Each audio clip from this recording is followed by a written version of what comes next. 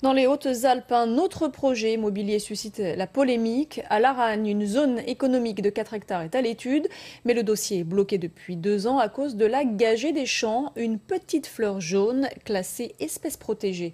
Éric Ambrosini et Michel Serran. À Laragne, on aime les fleurs, mais le maire ne pensait pas qu'un jour, elle lui jouerait un sale tour. Invisible en ce moment, la traîtresse ne montrera le bout de ses pétales qu'au printemps et seulement durant 3 semaines. Suffisant pour repousser depuis 2 ans le projet d'une nouvelle zone économique prévue sur 43 000 mètres carrés. Quand on voit ce qu'il se passe pour quelques plantes, qu'on oblige à des attentes et à perdre les subventions qui avaient été allouées pour ces aménagements, c'est un scandale.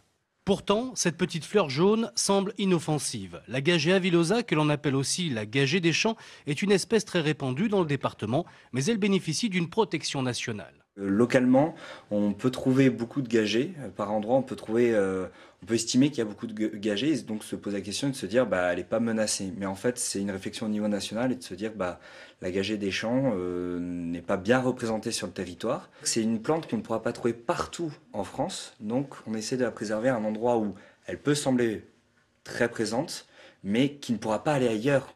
Face à ces obligations environnementales, le maire a donc décidé de geler une partie des terres. Mais là encore, mauvaise surprise, la gagée des champs est très sensible. Il doit maintenant veiller à sa protection.